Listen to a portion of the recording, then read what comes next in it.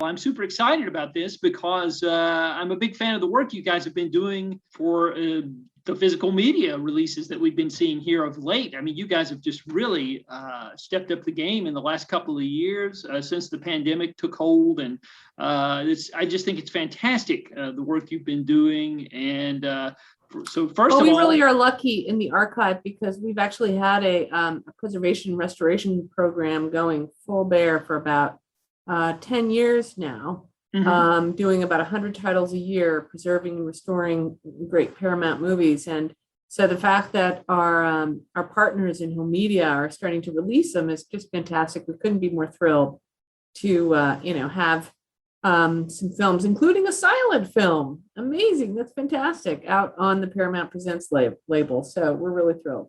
Yes, I was just getting to that. And that's the main reason we're speaking with you today.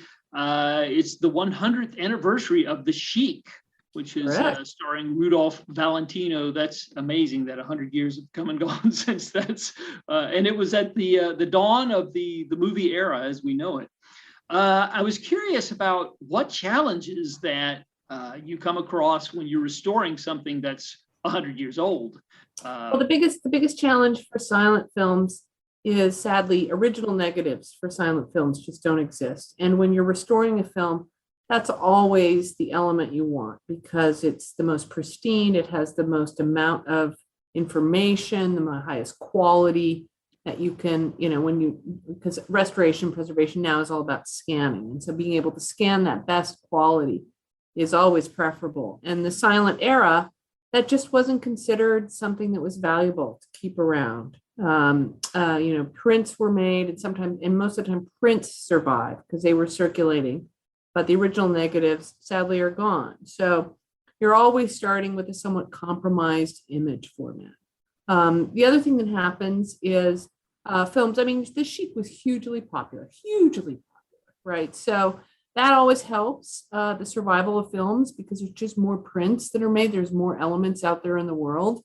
But what happened was it was re-released during the sound era, but it was re-released on a piece of film that was actually what's called stretch printed. So it would go 24 frames a second. So one of the things we had to do was just de-stretch and get back to the original 21 frames per second. Because that's when the movement actually looks natural and doesn't look too fast and doesn't look jittery and doesn't look, so it really, I think it makes a huge difference when you're watching silent films to see it in the original frame rate, because then it actually looks like humans interacting and not some, back and forth jittery image. Yeah, that's very interesting. I recently, I did get to take a look at some of your work on I didn't get to watch the entire thing, but I looked at a little bit of it. It looks terrific insofar as what considering the age of the source material and all of that. So it's pretty impressive, and I'm going out of my way to recommend it to people, my listeners on my podcast and I appreciate that. Readers. Yes, of course.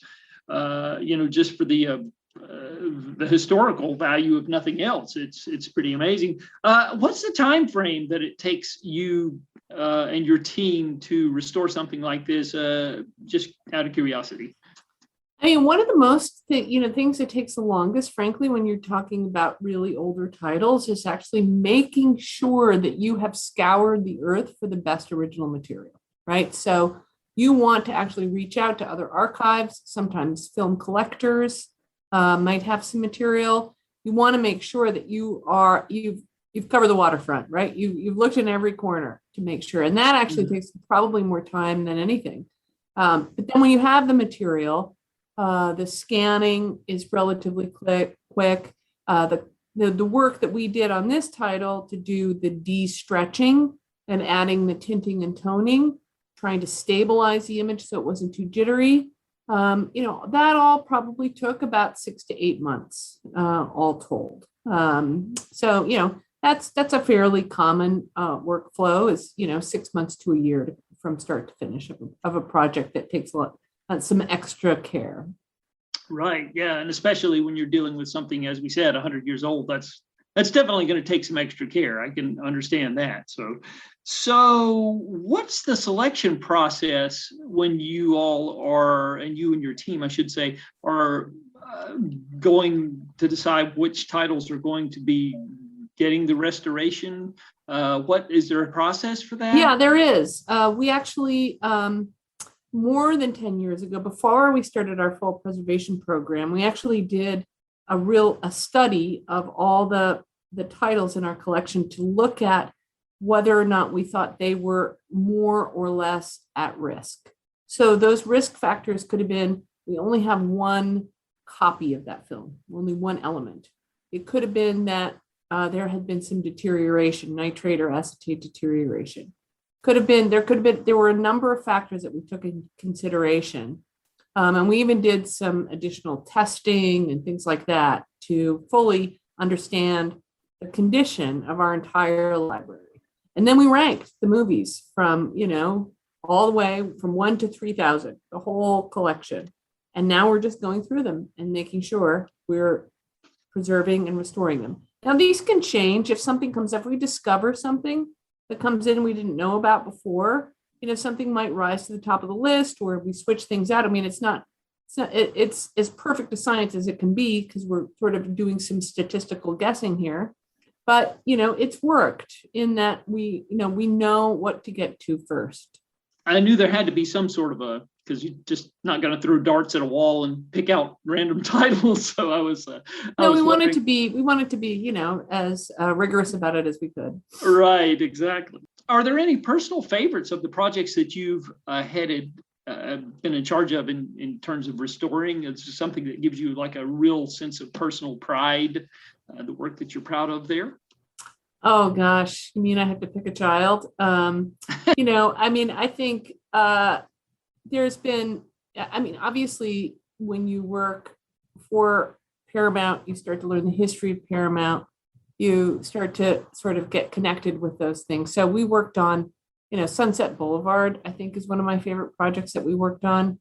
Oh, that's great. Yeah. Just an incredible film, incredible history. It stars the Paramount lot. So every time I even see a clip or read a little bit of a script or see the entire movie of that film or even see a still, I continually, my respect for it goes up. But, we're also, we're just continuing on, we just finished Harold and Maude, which is just a wonderful, wonderful film. And I'm really, really pleased with the way that came out. It has such a sort of indie feel to it, but it's beautifully shot.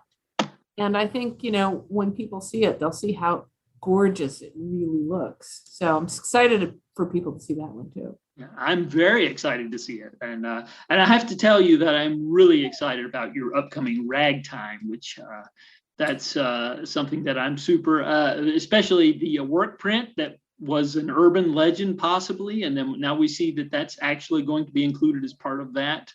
Yes, thank you. Thank you, Martin Scorsese, who found it, hung on to it. Thank you, the Museum of Modern Art, that saved it and let us include it in this disc. It's wonderful when those kinds of artifacts can actually be shared. Yes, that was, for me, it's one of my favorite films of all time. And that to know that I've heard the stories about the work print for years and years. And then when I saw the press release that I received. I'll just fair warning, it is a work print, right? Of course. It's not going to be pretty. Right. But it's going to be content-wise fascinating, Well, yeah. It's got all the sort of work print is a work print. It's got scratches and other things like that. So just, fair warning. But the feature itself looks stunning.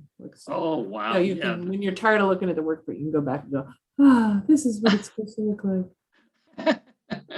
Well, you're doing the Lord's work, as they say. Well, no, I feel privileged to be able to work with these great films, and try to take care of the work of all the creative people, all the filmmakers, all the cinematographers, all the production designers, costume.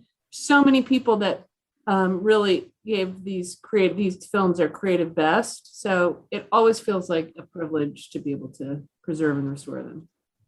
Yes, and we are so grateful. I am fortunate that I am able to, in my role as the home entertainment correspondent for our podcast. We've been around since 2007, so we were one of the first, and we have a loyal, devoted following who I do a Blu-ray roundup once a month, and so I try to. I just feel fortunate that I'm able to see these things, often a little early before the general public gets to, and so that's. I don't take that for granted, and I am so grateful for the work that you all do there, because it's just great stuff. And I will, before, I know time is running short and I need to let you go, but I have to just while I have you here, a couple of titles that I was curious about. Black Sunday is one to turn 45 this year. Paper Moon, of course, we mentioned that earlier, and Day of the Locust. Those are three Paramount titles that I hear a lot of talk about, and I personally love all three of those as well. And was just curious, maybe you can't say I would anything say, about they're on the list and you should watch this space, Okay. Nothing more that I can say but beyond that, but, yeah, no, all things we're familiar with and working on in some way or another.